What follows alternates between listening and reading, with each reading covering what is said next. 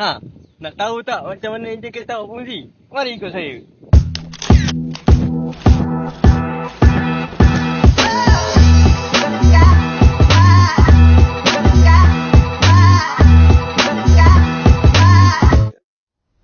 Hai, saya Akid Danish. Bersama saya adalah sebuah Proton Persona berkuasakan enjin 1.6 liter untuk sama-sama kita mengenal macam mana enjin kereta kita berfungsi. Jadi, bersama saya sekarang terdapat sebuah sistem komputer yang mempunyai aplikasi Picoskop untuk kita melihat dengan lebih terperinci bagaimana ECU mengenal pasti waktu yang tepat untuk memberikan signal kepada actuator seperti injektor dan juga coil plug untuk memastikan enjin anda berjalan dengan lancar. Jom kita tengok.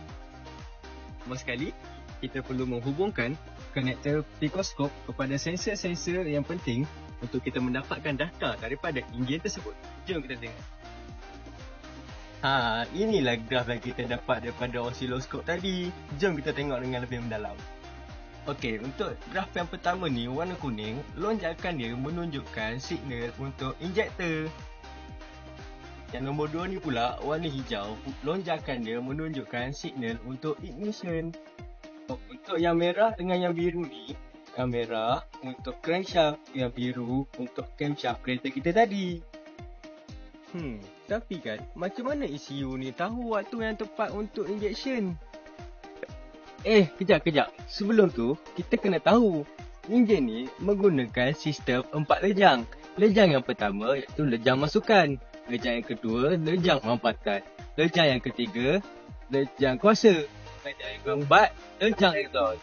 Dah faham? Jom kita sambung. Untuk menjawabkan persoalan tadi, jom kita tengok camshaft sensor punya graf.